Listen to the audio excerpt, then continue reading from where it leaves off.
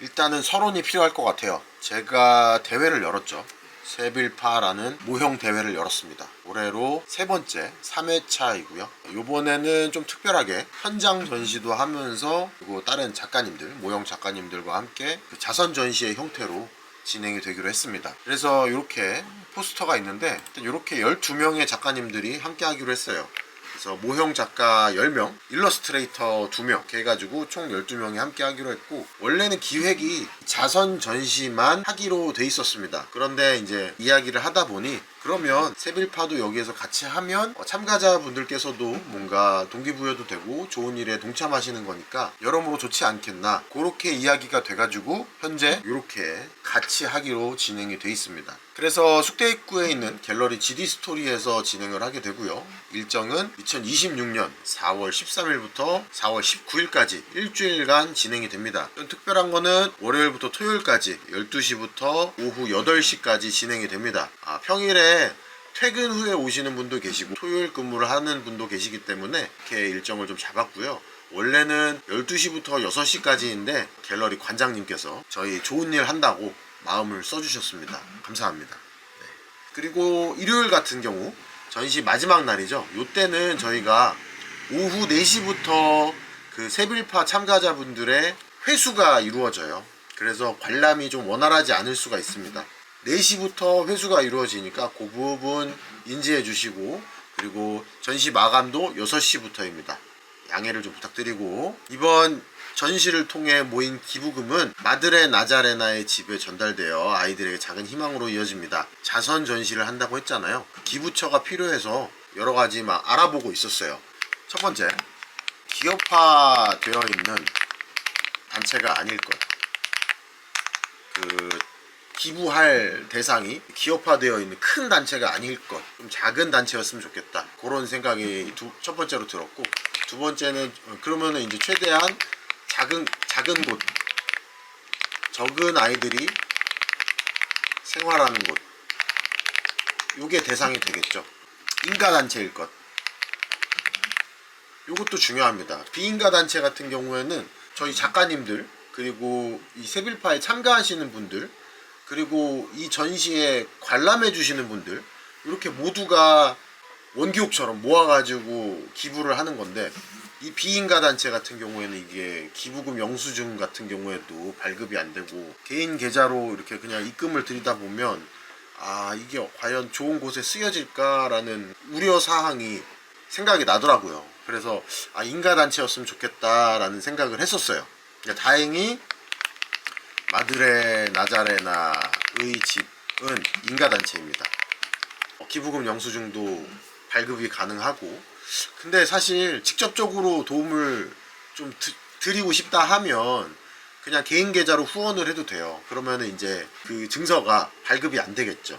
그거는 이제 제가 마드레 나자레나의 집과 좀 더 탄탄한 그런 관계를 쌓고 저도 개인적으로 좀 봉사를 하고 이러면서 기부할 때, 그때는 제가 따로 이렇게 기부를 할 테지만 요번에는 그래도 모두가 함께하는 기부이기 때문에 인가단체인 게 좋겠다라는 생각이 들어서 그렇게 정했습니다. 그래서 아주 적절한 곳이죠. 그래서 이렇게 세 가지 조건을 갖고 찾았는데 여기가 아주 딱 맞는 곳이었습니다. 어떻게 알게 되었냐? 여기 같은 경우에는 저의 아내, 세향의 아내를 통해서 알게 되었어요. 어떻게 알게 됐냐? 우리 아내가 지금 뭔가를 배우고 있어요.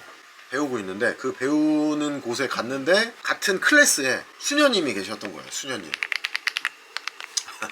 수녀님 한 분이, 수녀님들은 외부 활동을 할 때도 수녀 복장을 하고 다니시니까 누가 봐도 수녀님이잖아요. 수녀님이 계셔서 수녀님이 오셨네 이렇게 했는데, 이제 그 클래스 중간에 좀 뭔가 이렇게 이야기를 하고 서로에 대해서 알아가는 과정에서 이 수녀님이 마드레 나자레나의 집 담당 수녀님이었던 거예요.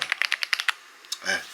이렇게 인연이 닿았습니다. 깊게 이야기를 하다 보니 미팅을 잡게 됐고, 저랑 아내랑 세향과 세향의 아내가 마드레 나자레나의 집 방문을 했습니다. 그래서 수녀님 4분, 그리고 신부님 1분, 이렇게 5분과 저희 와이프랑 제가 미팅을 했습니다. 그래서 제가 궁금했던 부분들을 좀 쭉 여쭤봤어요. 개인적으로 좀 궁금한 부분들이 좀 많았거든요. 보육원의 형태가 제가 생각한 거랑은 좀 많이 다른 거예요, 이게. 그래서 이거 좀 다른데? 내가 생각했던 그런 게 아닌데 막 싶은 거죠. 그래서 제가 질문 리스트를 쭉 뽑아가지고 좀 질문을 드렸습니다. 첫 번째 질문은 보육원과 고아원의 차이예요. 이게 궁금하더라고요. 그래서 이 수녀님들한테는 좀 외람된 질문, 좀 뭐라고 해야 될까, 좀 버르장머리 없는 질문일 수 있는데 제가 그거를 좀 양해를 드리고 여쭤봤습니다. 그래서 알게 된 것이, 자, 보세요.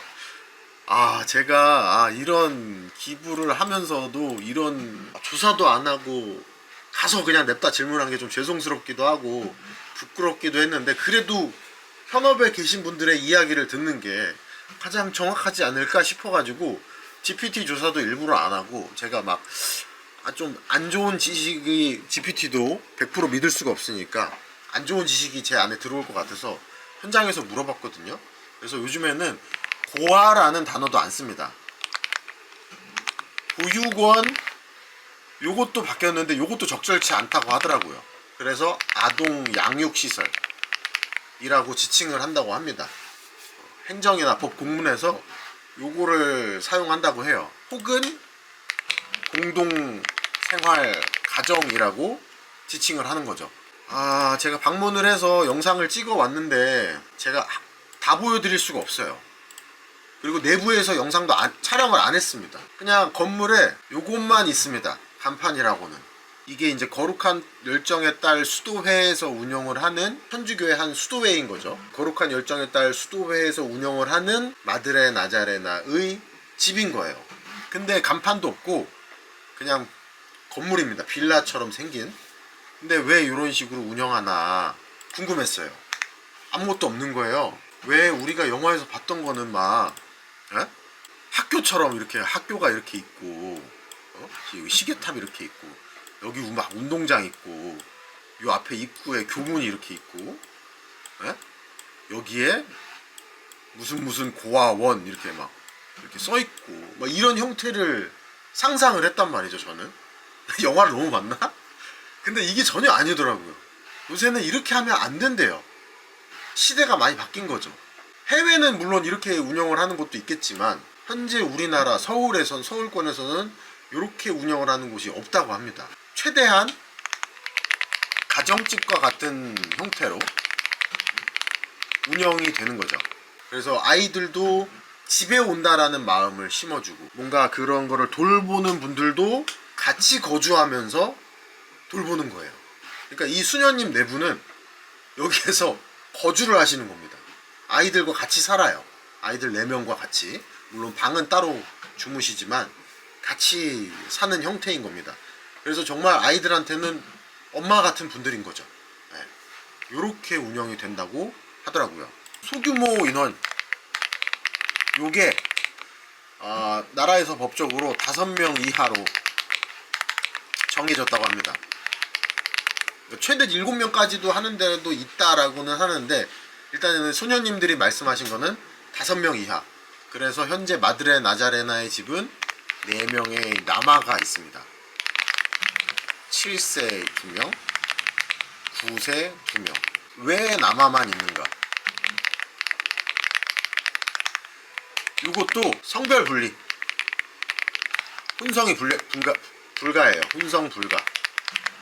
그래서 사춘기나 안전 생활 편의 때문에, 왜냐면 아이들이 발육이 되면서 남아와 여아는 분명 차이가 있거든요. 그런 것들 때문에. 그리고 저학년이어도 요새는 사춘기가 초등 저학년에 오기도 합니다. 80년대생인데 우리는 막 중학교 때 오고 막 이랬잖아요. 요즘 애들은 다릅니다. 좀 빨리 와요. 그래서 사춘기나 이런 것들이 있기 때문에 혼성이 불가하다. 그래서 마드레 나자레나의 집에는 4명의 남아가 있는 겁니다. 그렇다면 이 아이들이 몇 살까지 있냐? 10세까지 있는다고 합니다. 10세까지만 있고 이 이후에는 다른 곳으로 가는 거예요. 근데 또 이 아이들이 이 4명의 남아가 모두 부모님이 없는 아이들이 아닙니다. 요즘에는 옛날에는 전쟁고아라는 게 있었잖아요. 근데 이것도 이제 시대가 많이 바뀌었죠. 전쟁고아라는 것이 없기 때문에 학대를 받는 아이들이 이런 시설에, 아동 양육 시설에 오게 된다. 이 학대라 함은 우리 주변 이웃들한테 발견이 되기도 하고, 다니고 있는 어린이집이나 유치원에서 뭐 멍자국이나 아니면 아이가 이상 증세를 보인다거나 아니면 아이가 뭐 정신적으로 뭔가 특별해 보인다던가 이런 경우가 있으면 선생님들, 이웃들 이런 분들이 이제 경찰에 신고를 하게 되고, 이게 부모님과는 이제 아마 대화가 안 돼서 그런 것 같아요. 그래서 뭐 신고를 하거나 아니면 이런 기관에 연락을 해서 이 아이들을 좀 지켜봐 달라, 이렇게 되면은 이제 뭐 마드레 나자레나 같은 보육원이 지정이 된다고 해요. 시에서 지정이 되는 거죠. 그리고 보육원들한테 지정이 돼서 여기에 계시는 뭐 이제 여기는 수녀님들이 계시는 거니까 수녀님들이 가서 상담도 해보고 교류를 쌓다가 아, 이 아이는 데리고 와야겠다라는 생각이 들고 모두가 다 협의를 했을 때 이제 이쪽으로 와서 관리가 된다고 합니다. 마드레 나자레나 집 같은 경우에는 18개월에 왔던 아이들도 있고, 뭐 아니면은 막 7세에 왔던 아이도 있고, 사정이 다양합니다. 네, 사정이 다양해요. 그러니까 18개월에 왔던 아이는 이 수녀님들이 지금 7세까지 키운 거예요. 그러니까 거의 내 새끼예요. 내 자식이야. 그런 마음으로 양육을 하고 계시더라고요. 그래서 막 수녀님들이, 제가 이런 말을 해도 될지 모르겠는데, 수녀님께서 우리 애기 좀 보세요, 사진 좀 보세요, 너무 이쁘죠, 막 이렇게 말씀하시고, 정말 그 말투와 그런 텐션에서 정말 내 자식 같은 그런 진정성이 느껴지더라고요. 그래서 막 가슴이 찡하고, 이 아이들도 뭔가 좀 마음이 더 쓰이고 그런 경험이었습니다. 그래서 아이들 같은 경우에도 학교를 가거나 유치원을 갈 거 아니에요. 그러면은 하교를 하고 집으로 올 거 아닙니까? 그러니까 최대한 집으로 온다라는 그 기분을 심어주기 위해서 나라에서도 이런 형태로 집같이 지어놓고, 평범한 우리가 사는 집같이 빌라 그렇게 지어놓고 운영이 된다고 이해를 하시면 될 것 같습니다. 되게 많이 좀 반성도 하고 느꼈어요. 잘 정해졌다라는 생각이 들었고, 다시 한번 여기에 기부를 하는 게 정말 좋겠다라는 생각이 들었습니다. 그렇다면 또 궁금증이 있죠. 인가단체잖아요. 그렇다면 나라의 지원금이 들어간단 말이죠. 이걸로 운영을 하는 걸까라는 생각이 들어서, 그러면 이 보육을 양육을 하는 데 있어서 이 생활금, 그런 금전적인 부분을 어떻게 해결하시냐 라고 여쭤봤을 때, 나라의 지원금으로는 사실상 턱없이 부족한 상황, 나라의 지원금이 들어가는데 이게 턱없이 부족한 상황이어서 기부금이 필요하긴 하다, 그런 실정이라고 합니다. 여기까지 정리를 할게요. 제가 더 많은 거를 공유 드리지 못한다는 점, 왜냐? 이 안에 내부도 공개를 못합니다. 수녀님들 얼굴 절대 나가면 안 되고요, 아이들의 얼굴 더더욱 안 되고요. 그건 왜 그러냐? 아이들의 프라이버시를 위해서. 수녀님들이 오픈이 되면 자연스럽게 오픈이 되는 거고, 아이들까지 오픈이 되는 거고, 그래서 실내 그런 환경이나 이런 거 전혀 찍지 못했습니다. 궁금하시거나 관심이 있으셔서 기부를 하시거나 봉사를 하고 싶으신 분들께서는 이렇게 네이버에 검색을 하면 거룩한 열정의 딸 수도회로 검색을 하시면 이렇게 뜹니다. 수도회 활동으로 사회복지 사도직이라는 게 있고, 여기 안에 마드레 나자레나의 집이 있어요. 근데 이 거룩한 열정의 수도회에서는 총 3군데의 아동 양육소, 양육보호소 뭐 이런 형태를 가진 그런 거를 3개를 운영을 하고 계시고, 저희는 마드레 나자레나의 집에 후원을 하기로 결정을 한 겁니다. 그래서 수도회 활동 이렇게 있고, 찾아오시는 길도 있어요. 여기 이렇게 다 나와 있거든요. 요거는 오픈이 돼 있으니까 제가 요거는 공유할 수 있겠죠. 네, 위치가 이렇게 돼 있습니다. 그래서 네이버 지도에 쳐보면 이렇게 나와요. 네, 전부 다 빌라촌이에요. 빌라촌 안에 빌라 하나로 이렇게 들어가 있습니다. 확인도 가능하시고, 제가 거리뷰까지는 안 보여드릴게요. 궁금하신 분은 직접 검색을 해보시고, 요거는 웹에 나와 있는 거니까 제가 오픈을 해도 되겠다 싶어서 오픈을 하는 겁니다. 네. 그래서 화곡역 인근에 있습니다.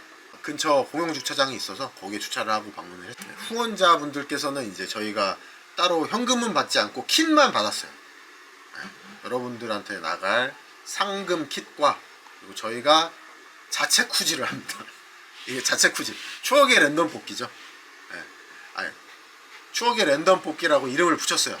네. 자체 쿠지. 우리 옛날에 학교 끝나고 그 잉어 엿뽑기 했잖아요. 그런 것처럼 뽑기를 해서, 돈 내고 뽑기를 해서 경품을 타가는 그런 거를 준비를 했습니다. 기부된 kit들로. 그래서 쿠지랑 같은 개념이라고 보시면 돼요. 근데 이제 쿠지라는 말은 좀 부적절하다, 자선 전시인데, 그래서 추억의 랜덤 뽑기라고 이름을 지었습니다. 30가지 이상의 상품이 준비되어 있고, 우리가 익히 알고 있는 쿠지랑 비슷해요. 하위상 있고 상위상 있고 통털이 있고 라스트 원 있고, 그런 개념으로 보시면 됩니다. 그래서 이 추억의 랜덤 뽑기는 주말 18일, 19일 이렇게 양일간만 진행이 됩니다. 평일에는 진행을 안 할 거예요. 그래서 여기서 발생한 수익금도 전부 다 기부가 될 거고요. 그리고 기부자 행운권이 있습니다. 요거 이외에 기부를 할 수 있는 계좌를 저희가 거기에 이렇게 붙여놓을 거예요.